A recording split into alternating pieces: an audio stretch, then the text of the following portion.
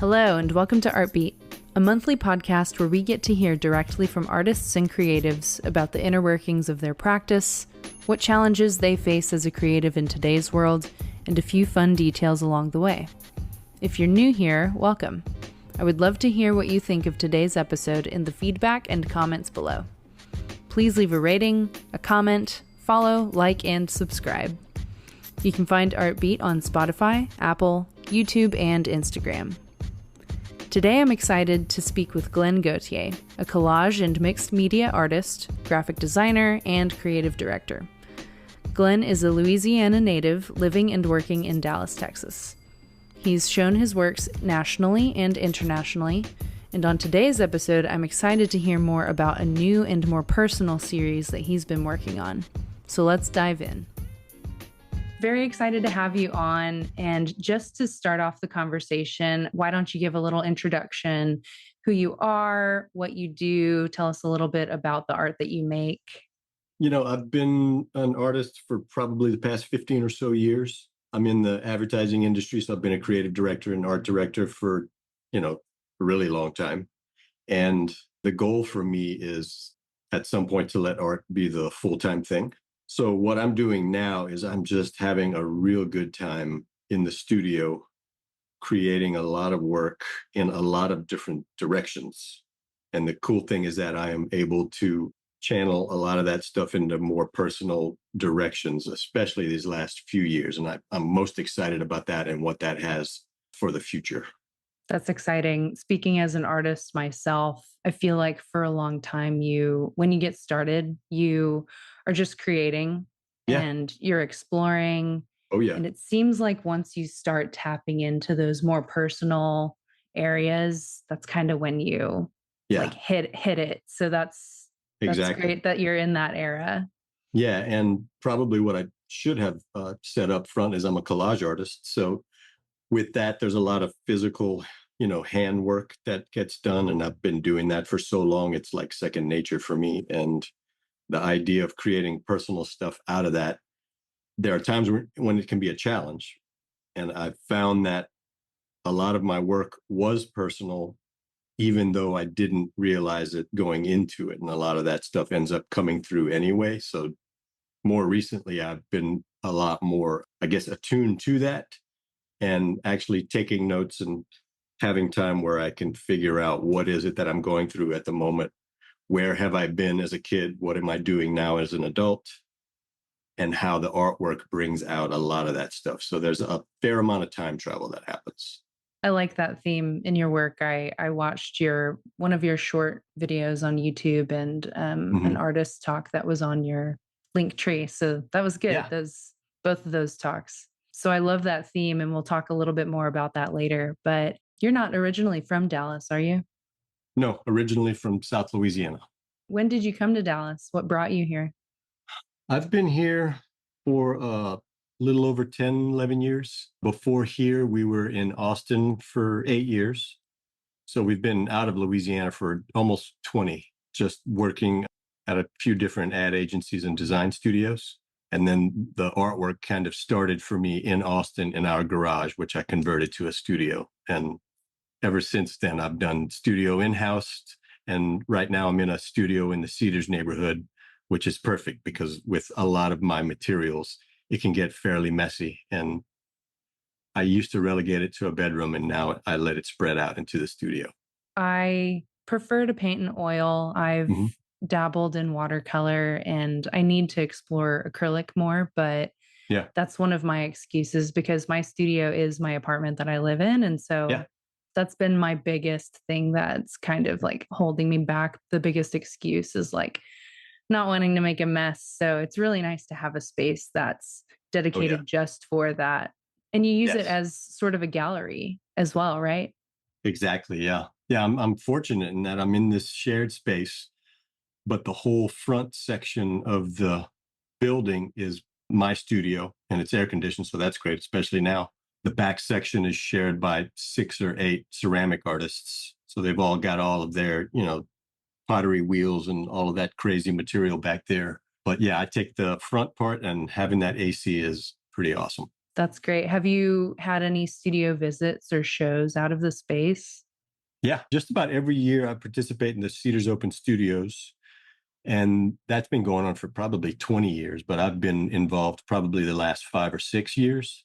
And this last year was really good because the weather cooperated. And then I decided a few months after that to have an open studio of my own. And that was really good as well. We had a lot of people show up and, had really good conversations. Those are really fun because you're able to really sit back and share with people and you're able to tell the stories about the artwork. And that's one thing that I find it shouldn't surprise me, but it ends up surprising me is how people react when you explain the story or the genesis of a piece of work. Just seeing their eyes light up and then seeing the connection from what I'm saying into the visual of the piece, that for me, that never gets old. I love doing that.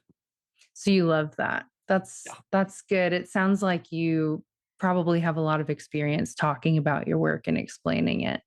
That Yes, used to be one of my least favorite parts. me If too. someone, yeah, if someone would ask me what it's about or what does it mean, I saw them light up before I spoke. Yeah. So I didn't want to disappoint them, Mhm. like I just would prefer to ask them what they thought, and Yeah, then there would probably be a tie sure. to what I intended, but Yeah. so it probably just gets better with practice, right? Oh, definitely. Yeah. And I find because the nature of my work is becoming more and more personal over time, it's easier to talk about it because it's my story. There can be times where you're dealing with something that might be, not necessarily positive. You can be talking about trauma or past events or things like that. But I find that especially now in the past couple of years since the pandemic, those conversations are so much easier to have now. I feel like that or this whole period in time has really brought a lot of people together in that way, a shared experience, Exactly. depending, like thinking about, you mentioned you're from Louisiana. I can't Yeah, help think about Katrina. Everyone from there had a shared experience. And exactly. even even people who came to Texas, I don't know if you were part of that or knew anyone who was displaced that way, but We left Louisiana like literally a month or two before Katrina hit.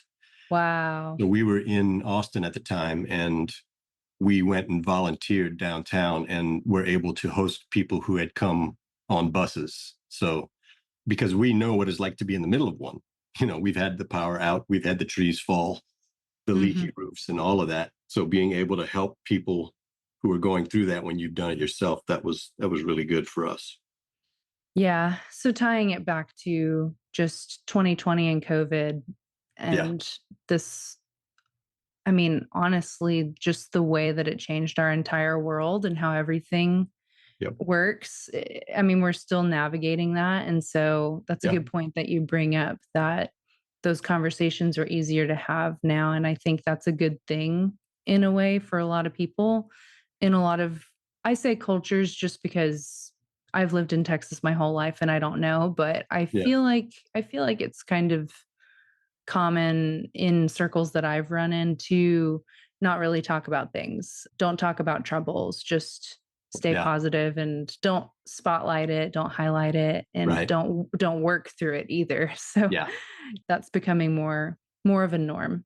And for us artists, I'm sure you've experienced it like a lot of us had, when you're in that place and you're suddenly relegated to your home and you can't really react or interact with other people in close proximity, the creativity for me went through the roof where I just started doing all of these crazy things. And I'm sure it was the same for you, where I just had this period of like creative explosion where it was like I couldn't work fast enough to get out of my head what I was thinking, If you asked me a couple months ago, I would have said, yeah, I thought I would have gotten a lot of work done, a lot of art done, but I just really didn't.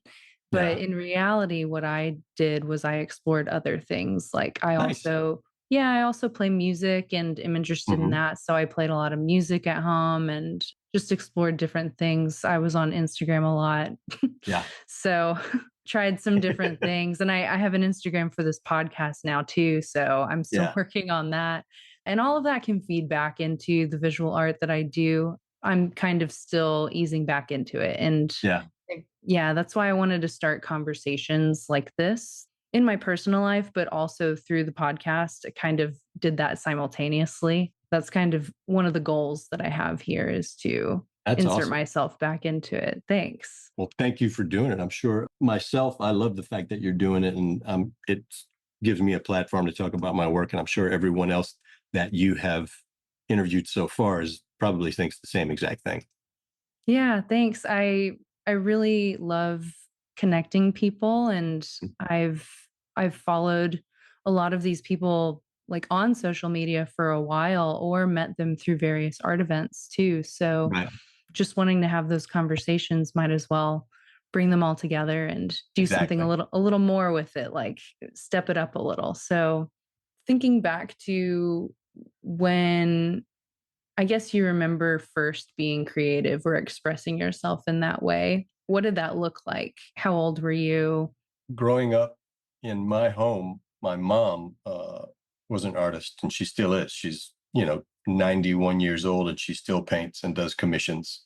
One of my earliest memories is drawing at home, and then also being, I'm the youngest of five siblings, and she wrangled me into being a model for her and her artist friends when I was like 5. And I was the only kid who would sit still long enough to do that. So that's kind of where it started. And then actually doing the artwork, yeah, just drawing as a kid all the time. We'd go in the summer to visit an aunt and uncle of mine in Mississippi, and my uncle was an architect, so he had his own studio in the house. So he had the drawing table and everything, and I was able to spend hours in there drawing and using everything that he had. So that kind of lit the fire as well. And then from there, it was on to high school, took art classes and all of that, and then college. College, I was a business major. I changed my major a couple of times, and my accounting class is what healed me of that. I ended up dropping the class. I got the drop slip and walked into the class on the first day that we had an exam, and handed in my drop slip and never looked back. And you changed to art then, or Yeah, something else, yeah. business? I Mhm. switched to art, and had no idea what I was doing. But I was 20 years old at the time, so it was definitely the right decision. I can't imagine myself doing anything else. I can resonate with that. I went to school for art as well. Hmm. And even though it's not what I'm doing for my 9 to 5 right now, I still feel like my experience was very valuable. I learned skills and concepts that I wouldn't have found on my own.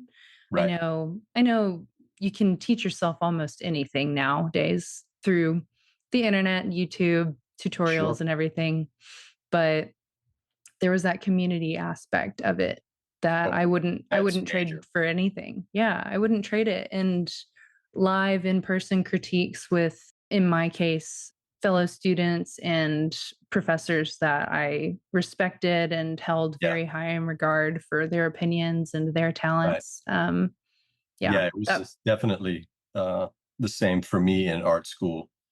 And this was back in the 80s. So, some of the critiques could be fairly brutal, where a lot of those, or some of those professors would not be able to teach in today's climate, let's say. yeah, for a lot of reasons. That's a whole Yeah. other story. But But yeah, yeah. but it was, I still look back on it with good memories, because I learned a lot, and it instilled in me setting a very high bar and not settling for like the first thing you do, or not giving enough effort, or this is good enough. That was all dispelled a long time ago. So I can definitely thank a lot of my professors for that. How does that translate to your work now? Do you have a hard time knowing when to stop or when is enough? There are times when I do struggle with that a little bit. The thing I do, there are so many times where what I'm doing is very precise. I'm cutting out specific shapes and things like that. And over time, for me, I'm working close up. So I do find that I have to often take the piece I'm working on and either hang it on a wall and back up from it, or go and put it on the floor and stand on a stool and look down on it, so that I get kind of that wider view. The idea of when a piece is finished, it's not as big a deal as it used to be for me. I used to obsess over that kind of thing, but a find over time as my work gets more and more loose and abstract that it's more, I'm basing more of my decisions on my feelings and my gut now, which it took me a while to get to that point. And I think the precision aspect of it, thinking about it now, was maybe like a safety net for me. It's like, hey, I've got the patience to cut out, 3,000 objects. Okay, that's cool. But putting it into a piece of work and having it resonate with viewers, that's a whole different thing. But yeah, I do find that now, moving forward, it's getting a lot more loose and abstract and a lot more visceral in the feeling aspect, which I love. So, but I still dip back into that other part because I find I can go into 10 to 20 different directions at any moment. I've got buckets of directions that I have all of my elements in. And I'm very ADD, where I'll go down a certain path. And then once I've done a few pieces, I kind of get it out of my system and then I move on to the next thing. My plan overall is to go back to some of those places that I've started and really go back and mine deeper in those different areas to see what comes of it. Kind of alluding more to the detail of the materials that you work with. You work with different magazines and different print, Sure. but a lot of it's vintage, right? Yes. Yeah, the So, majority of it is. yeah, so it's not like you can just go find, unless it's an advertisement that was widely used, Right. you can't really just find another one. Like if you cut out this Yeah. Yeah. automobile and it took forever, you can't just like No, find that same one. unless you've scanned it or photographed it, you're kind of out of luck. Hmm. But yeah, most of my stuff is vintage, and it's been collected over years. But I'll occasionally use newer things if I'm looking for something that's like a specific color or something like that. I'll kind of jump around between decades, which is fine. Overall, though, I do love the weathered aspect of older paper because there is that, the vignetting that happens on white paper where it turns this nice beige around the edges. I could technically fake that with, paint or airbrush or whatever, but it's not the same as the real thing. So, Here's another like micro detail because I haven't been able to see your work in person yet. How are you finishing off the collage? I mean, a lot of people like put some resin or Mod Podge on yeah. top. You're doing that? Okay. Yeah, I am. I use a dull varnish, normally a couple of coats, just to protect it. I'm not a fan of a high shine unless I'm trying to show some kind of a contrast, maybe between a background and a foreground element. But for the most part, it's dull varnish so that you can't tell there's anything on it. I thought I would ask because you were talking about the texture of the paper. Yeah, And yeah, so I could see, depending on what materials you lose, that being yes. used, that being lost. Right. So, Yeah. And that is something where there are times when people don't realize they think that what I'm doing is digital and I'm just printing it out. And until they can get up and look at it closely, or if I show detail shots where you can see, shadow and things like that in different textures, maybe that's springs from the perfectionist in me, trying to make sure everything feels just really clean. yeah, and it's the designer too, Exactly. it's just Yeah. part of you. It is. It is. I float back and forth on any given evening between designer and artist. Yeah. They can coexist hand in Yeah. hand. That's not really what it's about though. I mean, people ask if it's digital. I Yeah. would ask if you've ever tried that, but Mhm. it sounds like you have more of a connection with the process of the authentic pieces that you find and collect and Yes. work Yeah. with and spend time with. There's definitely that focus. But most days I'm on the computer, in my day job doing Photoshop and all of that kind of stuff. And I've done digital collages and I still do them once in a while, depending on the materials I have or the idea that I have. And I also use Photoshop as a test bed to do mock-ups to see if an idea works, see if I can get something to look the way I want it to look, and then recreate that by hand. You mentioned time travel being a big theme of your art. Can you tell us a little more about that? For me, it's been a theme since childhood where First of all, I was always a fan of sci-fi movies and shows. And as a kid, pre-cable, those inevitably played late at night on a channel that we could barely catch. So there was always this aspect of, we had one of those old school rotors where you turn the direction based on the channel you're trying to catch, and it would take your antenna outside and turn the antenna. There was also a time where we did it by hand and whoever was watching TV had to scream at us outside, clear, not clear. But there was something about that as a kid that has stuck with me as an adult, where there's science fiction, monsters, all of these things that, are they real or are they not? And then there's the aspect, of course, of time travel. So I've always imagined when I'm in a house or in a neighborhood, what life was like, decades past. What were these people like when they were kids, or when I was a kid? When I'm growing up in South Louisiana, what did these kids in Chicago do at that time? So I feel my brain has always traveled back and forth. And as I do the artwork that I'm doing, because of that older nature of a lot of the paper, that's kind of inherent in the process. But there are times where the subject matter itself is also playing a part in that. So there are layers of meaning, layers of, color, black and white. And I find that for me, I'm constantly processing stuff from childhood, things that didn't necessarily phase me then, that as I think back to them as an adult, I see different aspects of how I grew up, the good, the bad, and the ugly. And I'm able to now tell stories that speak back to that kid.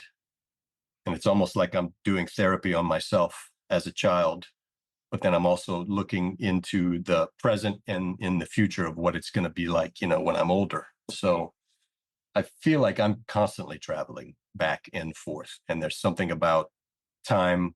We experience it in a linear fashion, but I love the fact that I can explore a non-linear version of it, maybe through wormholes or whatever that is. Yeah, that's awesome. I mean, it sounds like you're getting a lot out of it. Do you know when you first started to do that? Is there a before and after when you were working with this collage art You know, that you when I started to do first, that? yeah, when I first started, it was all about the old paper and the old images. I was looking for that aesthetic because at that time, that was a huge thing for me. I had discovered a few collage artists that I really started to admire. And I was like, okay, I'm going to begin by emulating these people to get a feel for it and then go off on my own. And that happened pretty fast.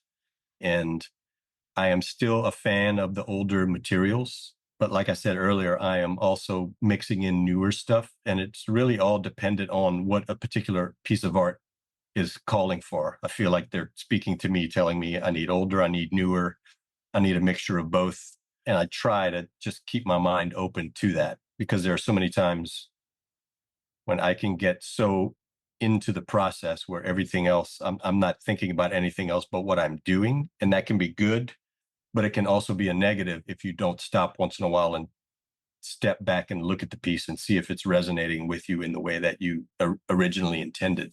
I'm having that conversation with myself constantly. It's like, yeah, there's the old, there's the new, and there's everything in between. And then there's the stuff that's off in the future that I'm trying to articulate as well sometimes. That's how I feel like time works for me. I'm constantly moving between the past, present, future. Like you mentioned before, you're kind of self-therapizing as Yes, well and working through it. Sort of, you're probably reliving it too, which definitely. is a really interesting idea. And it's amazing, for me especially. There have been many, many, many times where, as I'm working on something, I'm not experiencing anything but the physical act of making the piece. And then I reach a point where I'm starting to see things in the piece that subconsciously I must have put there for a particular reason. And things start to dawn on me. And there have been so many times where I've been like heavily surprised by what I came up with and how closely that relates to something that happened to me in the past. So, moving from like the concept and the ideas behind what you're doing and what you're experiencing while you're doing it, going to more of the physical process. You have a very specific process, and a lot of that is a part of the whole point of what you're doing. If you had to change anything, any part of your process, what are some things that you would be okay with changing, and what are some non-negotiables for you? The main thing I'm doing now is I'm a sponge visually. So I'm constantly looking at things from a different perspective, I think, than a lot of people do. And looking at photos and images, taking photos and images with my phone and cataloging those and keeping those in a place on an app where I can pull up all these ideas that these things around the world influence me. So I'm constantly looking at visual artists, photographers and artists, and I'm constantly influenced by them. And then outside of that, just the outside world. Anytime we travel, like recently went with my family to Italy. So, a whole other place to look at things that are different from the US. And in the past, when we would go on trips, I'd be taking photos of all these weird things, and my wife would get aggravated with me because I wasn't taking pictures of us and the kids. Now she just understands and she goes with it. She realizes and she sees how it helps me. So there's always that visual influx. I feel like I'm a sponge, and I'm keeping all these things either in my head, on my phone, or in drawers or cubby holes in my studio. So the more of that I have, it makes it more fun.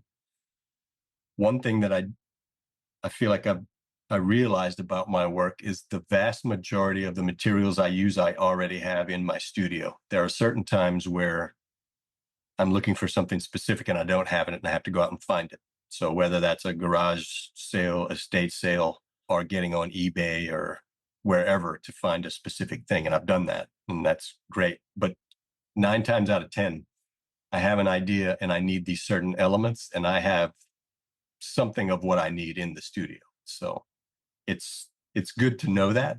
And it just helps because there are so many times when I'm in the moment working, if I have to stop, get online, order something and wait a few days for it to come in, that for me is so many times not an option, because I feel like I'll lose it and I won't be in the same place when that piece comes in. Mm. So finding it in the studio, I feel like that's still a really good thing for me. And that's something that won't change, is having a lot of material on hand. From an outsider looking at my studio, you would say it's a mess. And it is, but it's kind of a visual representation, I think, of my brain, which there is an organization to it, but you might not be able to see it on the surface. Yeah, it's organized chaos. Yes.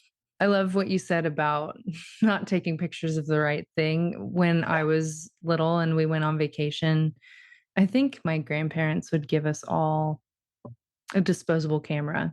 My mom would scold me because I was taking pictures of rocks and twigs. And so when we got back home and developed it, all of my pictures were like the Yeah. ground or this wall or tree or something. But we're the same kind of weird in that way. Oh yeah. To me, that's a lot of times way more interesting. Now, Yeah. I do find my kids and my wife extremely interesting. And especially now that my kids are grown, it is fun taking pictures of them because they are pretty weird, which is great. My uncle and I would, on the same trips, maybe he encouraged this. I think I did this before he enlisted my help, but he was specifically looking for like a new screensaver for his work All right. computer. So we were always like looking at different like textures. Yep. So he's the That's same awesome. kind of weird too. So some of the rhythms and processes are related to the materials that you have and Yes. what's on hand versus what you can afford to Right. take time to go find. Yeah. Yeah. And there's a lot of sketching in my sketchbooks, figuring out ideas, coming up with an idea, sketching something out to see if I can generally make it work or turn it into something concrete. And then it's like, okay, now I have this thing that I can follow. That happens a lot, but there are also times where I'm working in the moment really fast so that my subconscious mind kicks in because I find that my conscious mind a lot of time sabotages me where I'm trying to make something too perfect. And I find that there are times where I'll purposely set before me a whole table full of small canvases or book covers, old book covers, and use those as canvases. And then I'll take a lot of my material, and I have material separated by color. And then I also have subject matter in different areas. So I'll pull out piles of different colors, different subject matter and textures, and force myself to only choose from those. So it's the idea of thinking inside the box instead of thinking outside the box, which a lot of times inside the box for me gives me more options because it focuses my mind. Because I find that there are times when if you're given carte blanche to do what you want to do, it can be freeing, but it can also be paralyzing where it's like, well, if I can do anything, that sounds awesome. But I find that when I'm given parameters, more interesting stuff comes out. You know? Yeah, I think we're more creative when we have restrictions Yeah. and limitations. Yes. That can be very important too. Yeah. Yeah. So it reminds me of an art challenge that one of my friends, who I also interviewed, Bree Smith, Yeah. she was doing an art challenge where she kept going back to the store to get more materials. And then she said, I have so much in my studio already. Yeah. Let me just work with what I have. And Yep. she's been having fun with it and Oh, coming yeah. up with some really great stuff. So That's awesome. that's probably a good point to transition to how you found Art House Dallas. When Yeah. did you find them and when did you start participating in some of the things that they do? When we first moved to Dallas, we were living up in Plano because our youngest, we had twins that were in high school. And when we moved here, we started in Plano until they graduated. Once they graduated and moved off into their first apartment, we headed down into Dallas. But while up there, a friend of mine, we just started hanging out, and he told me about Art House, and I had no idea what it was here in Dallas. I had heard about the original one started by Charlie Peacock and his wife, you know, probably 20 years ago. I remember hearing about it and had no idea we had one here. So once I knew that, I was like, well, I'm in, let's go. So just started attending the meetings and volunteering and being a part of the discussions there. And then at some point was able to start actually showing work. And they've been such a good source for that. The idea of talking about your work, like you were saying at the beginning, where it can be a challenging thing to do. It's like every time they ask me to do anything where I'm showing my work or talking about my work, I say yes, no matter what it is, because I find the more you do it, the better you get at it, and the more connections you make. When you're talking to people about your work, again, like we said before, you see that light bulb go off in their head when you're telling them the story behind a piece.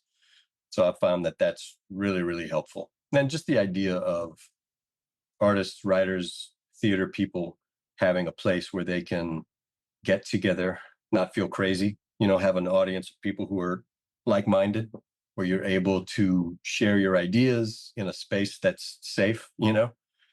During COVID, we would do these artist groups where everyone was on Zoom and a couple people would come in and show stuff that they were working on, kind of workshop. Here's some sketches, here's some studies I've done, and you get feedback from everyone. And out of that, I've gotten at least 2 or 3 directions in my work that started in those meetings that then I fleshed out afterwards and they took off.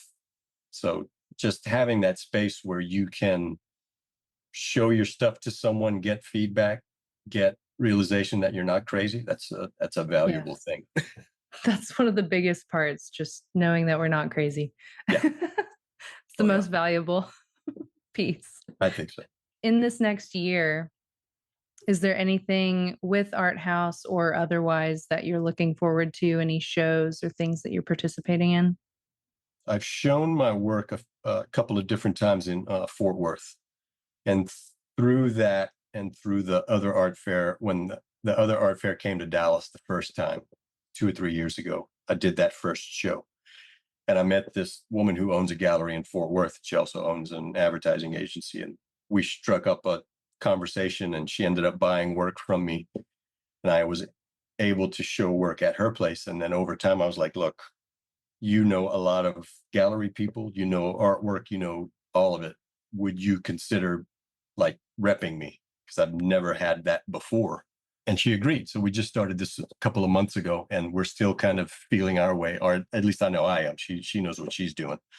But for me, that's helping me stay on top of my game, where as an artist, there's the doing the work, and then there's the sharing it. And the sharing it can become overwhelming with social media and all of that when you're trying to sell your work, trying to get it in front of as many people as possible. So I find that having someone like that helps to keep me on a path. Like, here's some deadlines. You need to have this done by this date. That's, for me, invaluable, because I'll procrastinate with the best of them if I don't have something like that to have a structure for me. So with that in mind, my next thing is to try to get a solo show with some of the pieces that I've been creating most recently. So I've been doing a series that I've done a crazy amount of pieces, and it's all very, very personal, relating to childhood. And I haven't even considered, I don't think yet, selling any of it, but it could get to that point. But I'm saying all that to say that this involves three-dimensional stuff, 3D printing, building giant props and things like that. And it's overwhelming to think about, but I think it's something I really want to do, because it would tell this story that I'm trying to tell, this particular story, one of many. And just having someone like that to help navigate that scene, for me, I feel is going to be invaluable. That's exciting. Yeah. I'm looking forward to seeing what comes out of that. A lot of work has come out of it, but now it's trying to figure out how to tell that whole story, because I feel like so far I've told maybe half of it, and there's a whole other three-dimensional part that I'm still trying to wrap my head around, that involves physical pieces as well as 3D things done on the computer and then converted to augmented reality, and bringing the three-dimensional computer generated stuff into a physical space, but then also with actual physical things. So it's a lot to think about, but I feel like I'll get there. Let me know if you need help. I'll help install. Sounds very exciting. Careful what you ask for. Yeah.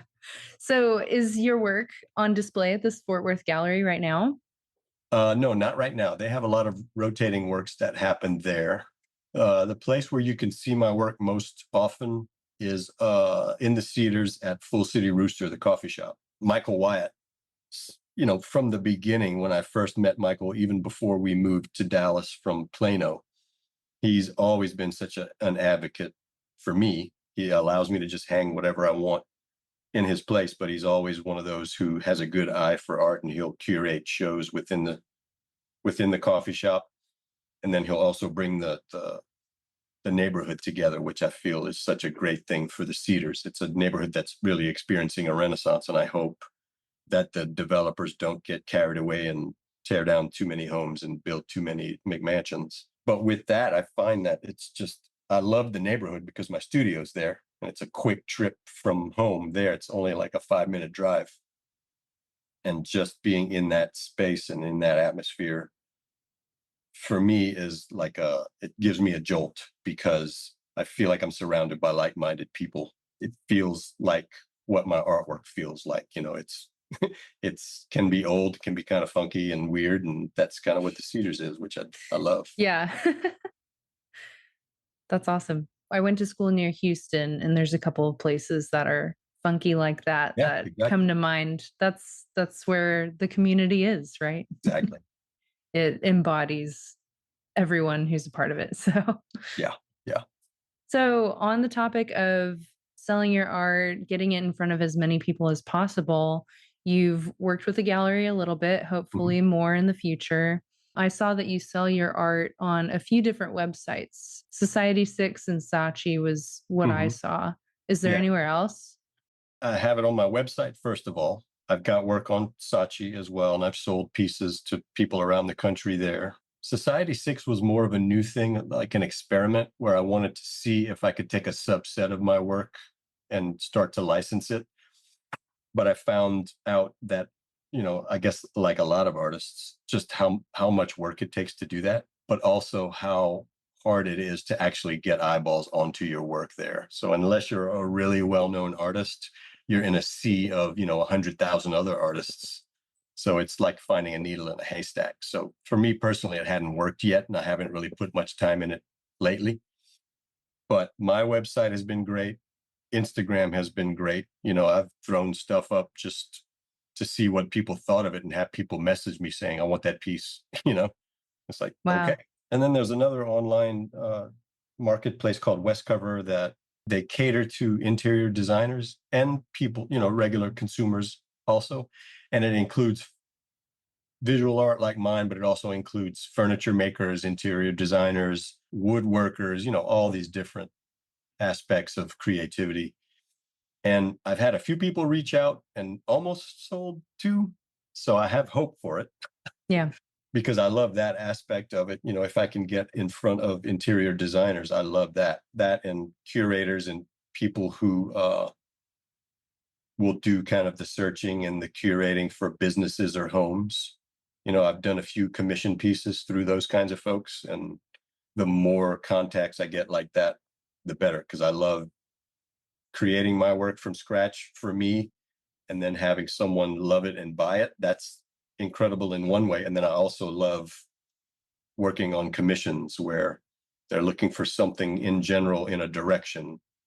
I can do a mock-up, show them what it will look like, and then once it's approved, just dive in and really go to town on it. So I feel like I've got multiple plates spinning, and that's fun. And then whichever ones are working for me, I'll keep spinning them. The other ones, if they don't work, I'll just let those kind of spin off and fall away. And is that what you recommend to people? I think so. For me, it helps. Just my wife was a realtor a few years back, and she had to operate by that same mentality. You're constantly working these different properties and all this stuff. And when you're doing all of that, things start to happen. So for me, I find when I'm working on all these different avenues for my work, it's fun. I used to find it challenging, and I thought it was the more unimportant part of the process. But now I'm finding that it's a very important part of it. And now I try to make it fun and have everything kind of work together. So the creating of the work, the sharing it on social media, the putting it out in different areas to see which audiences resonate with work. It's all a learning process still for me, but it's fun. And, whatever works, I keep going in that direction. Whatever doesn't work, that kind of goes away. How long have you been showing on those different platforms? I mean, you've had your website probably the whole time you've been working. Yeah, probably 10 or so years. And things change all the time, like God. social media and Yes. algorithms and everything. Yes, definitely. I remember a time when Etsy was newer, and there's a very specific like market for Etsy, right? So it's for some people and it's not for other people. But I remember when I was graduating from school, Mm-hmm. and Etsy came up in conversation, my professors were like, do not put anything on Etsy. Don't do that. And we were graduating with a Bachelor of Fine Arts, Sure. targeting galleries, Yep. and maybe exclusivity was a part of the concern. Yeah. But my perspective has shifted, and Etsy has shifted a ton too. There's a lot of original fine artists selling originals and prints on Etsy. It's the similar mindset that you're describing of just whatever works, like put it here, put it there. If it works, then who cares? Yeah, exactly. And I've had stuff on Etsy in the past when I would do prints and things like that, and it worked okay. But again, it wasn't the thing. The artwork I was creating for that wasn't the thing I was most excited about. So that just kind of withered away. And now I sell the majority of my stuff through my website right now. And then in person, whenever I do a show or things like that, I'm constantly meeting new people. And one thing that helps is I'm constantly keeping an email database. Every time I have a show, I'll get people to sign up for it. And it's like, it's slow, steady process of getting a bigger and bigger database. But I do find when I send emails out that the open rate is extremely good because it's people who are interested in it. I want to ask you more about that. So Yeah. you go to a show, you have a little booklet, people sign it, put their Yep. email in there. How else do you get emails? I mean, for me, the thing that helps is I'll always have a small piece that I give away as a prize. So it's Yeah. basically if you sign up for my newsletter, you get a chance to win this. And Mhm. that'll pull people in. Like a raffle. Okay. Exactly. Yeah, Exactly. that's cool. Yeah. And And that's then, helped a lot, definitely. yeah. And when you send emails out, is it consistent? Is it like a monthly newsletter? Is it kind of sporadic? It's consistent ish. I'll average about once a month or so. For me, it's always a matter of what the subject matter is, the story I'm telling. So I'm talking about things I'm working on, things that are upcoming, a show I'll be in, a new series I've started, behind the scenes type stuff. And I find that when I do that, I get into it and it's fun to relay those stories, but it takes work and time. So if I was trying to do an email a week, there's no way I could keep up with that. No. Plus, I feel like I would inundate people with too much and I would get people dropping off. So that's one thing is I try not to hit people often. Like once a month is Yeah.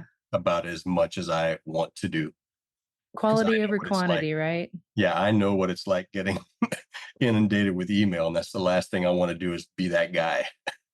Yeah. And I mean, it's just our entire existence now, like our Yeah. email, our social Yep. media, our phones, Yes, constant connection, exactly. constant And that's where, disruption. yeah, that's for me, that's where going into the studio and doing physical work is incredible. It helps me to stay sane, basically. Maybe to wrap it up and come to a close, is there any other advice or just something that you think other artists need to hear when it comes to getting started, trying to find success, trying to even learn what success looks like?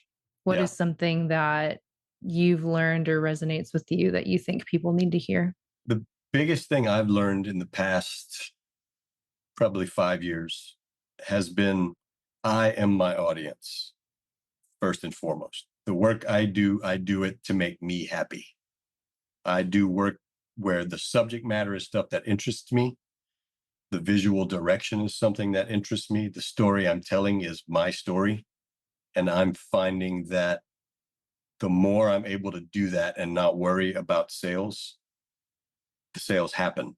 Because, like I said before, when I'm able to create a piece that's personal and then tell someone the story behind that piece, it takes interest level from here to here immediately. And people are just, it's almost like they're waiting to hear a story, and I'm able to tell it. And I know the more it goes, the more I'm learning how unique my life is and my life experiences. There's no one else like me, just like there's no one else like you. So the more I lean into that, the weirder it gets, but the better it gets. So I yeah, like so, that. yeah, I feel like it's I read Rick Rubin's book on creativity, which is a crazy fun read. Of course, he's a world renowned music producer, and everything I read in his book I already knew, but it was great to read it and to just read it back to myself. And that was Yeah. one of the main things was don't do the work for someone else. Do the work for you, and the right people will come. You'll get Mhm. your own audience basically, as opposed to trying to make everyone happy. That's Yeah. never going to work. Doesn't work in music. Doesn't work in movies. I've seen crappy movies because of that, and you can have crappy art because you're just trying to follow a trend. Hmm. And that to me is death. Good point. Good advice. Thanks for that. Yeah, I mean, I've done it. I've been guilty of it. So Yeah, and it doesn't work. You no. know you know better now. Yeah, I mean, it's okay earlier when you're younger, if you're trying to emulate someone, do it. emulate those people, steal from them. And I mean, steal in the right way, figure out styles and things based on the people you like. And then you end up becoming good at it, but you bring your own version to it, so it's always going to be you. And it's, another quote from someone else. It's Ira Glass. He talked about, you come in as an artist and you have this level of taste that's up here. You like good stuff. And then you start doing the thing you're doing and you suck at it. The level I want is here and my ability is not even in the frame. But over time, you keep working on it and you get there. And that's how good artwork overall happens. Good artwork, good music, good movies, good whatever. You shoot for that level in your head that you're trying to go for. And I know in my head, the level I'm going for is so far beyond what I'm able to do right now. Still, I'll never get there, but that's okay. It's a fun spaceship to chase. Well, this has been great. Thank you so much for joining me today, Glen. We could talk forever, I'm sure. Oh my gosh. And we will. I'll see you at an event and meet you in person, see your art in person, and it'll be great. But thank you so much. I appreciate it. It's been fun talking. Hopefully I didn't ramble too much. Hopefully your editing skills are pretty good, right? Not at all. You didn't ramble at all. But I guess, so I have a lot of your information to add to the show notes, but for our listeners, where are some places that they can find your work for those who are listening? The main places online are my website, glengauthier.com, and then my Instagram account, Glen Gauthier. Very easy to find. I've got those other places that I sell work, but I find that if you just come to my place, it's a better experience. Yeah. And on your Instagram, you have your link tree as well. So it'll take you to the other places too. Which once this thing's done, this is going on the link tree, that's for sure. All right. Okay. No pressure. Thanks so much, Glen. Have a great evening. Thanks, you too. Thank you so much for listening to today's episode. If you have not already, I would love if you could leave us a rating and give some feedback on today's episode. Do you have any questions for Glen that we weren't able to answer? Please let us know in the comments below. You can find Glen on Instagram at Glen Gauthier and glengauthier.com. I'll share these and other various links in the show notes below.